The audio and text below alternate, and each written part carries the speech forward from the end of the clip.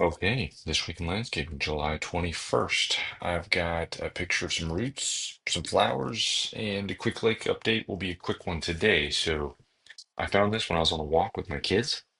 It was just on the sidewalk, so someone pulled this out of their yard. But what you can see here is you have a plant with some spiraling roots. This is actually not that uncommon, but this is a really good example of it. So I wanted to talk to you guys about it.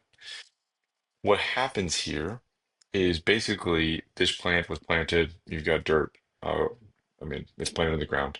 But what the roots have done is they have basically stayed within this small hole. And so they spiraled around. And from the outside, if as an observer looking at the plant, it looks like it's healthy.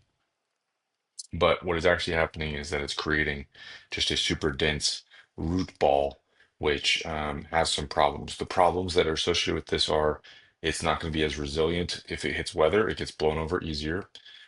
Two, it's not reaching out to as many locations for water or nutrients. So it's all in this one location as opposed to branching out, rooting out, giving itself a better chance to find the nutrients and water that it needs.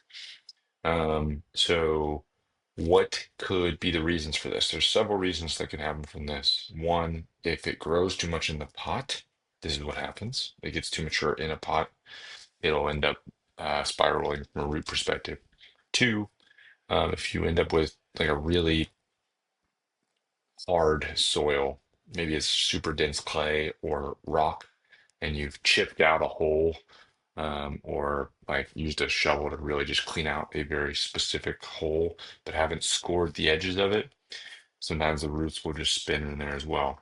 Another consistent problem we see is people will put too much good soil into their hole, which trains the roots to just stay there because the soil's softer, it's much more nutrient dense, so it's doing the smart thing. It's just chowing down on the nutrients that are in that hole, but it's never encouraged to spread out from that hole, which will make it grow really well and healthy for a short amount of time until the nutrients runs out.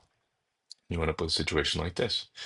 And so you want to use a lot of native soil back into the hole, maybe mixing in some healthy, some nutrient rich soil with it. We tend to mix. That's what we do whenever we plant stuff. We take some ProGrow, which is a high nutrient soil mix, and we'll mix it in with the soil that was already in that location and plant them together.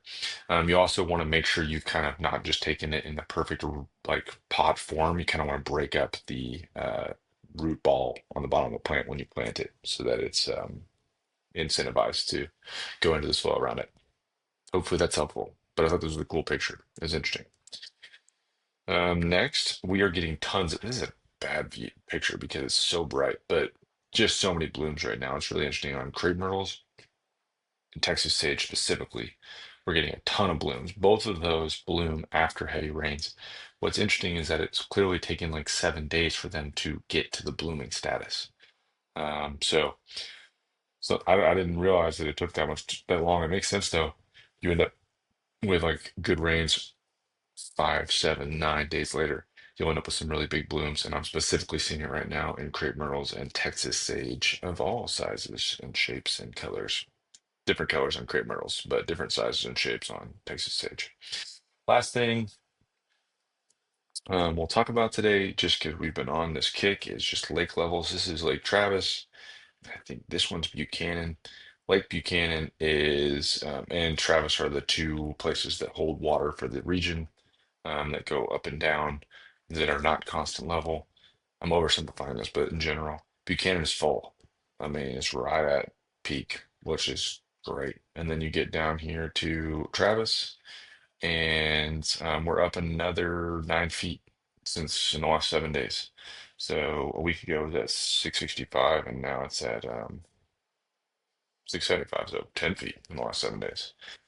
It looks like it's flattening out. There's not a bunch of water coming, as much water coming from the basin right now, but it's still trending up at the moment. We're only 6 feet from what is considered full. So amazing stuff. Really good for the Central Texas region to have that much water stored here. It'll be a big, valuable thing for the coming years. That's all I got this week on This Week in Landscaping. Let us know if we can help in any way, or if you have any questions, happy to answer or try to answer. Cheers.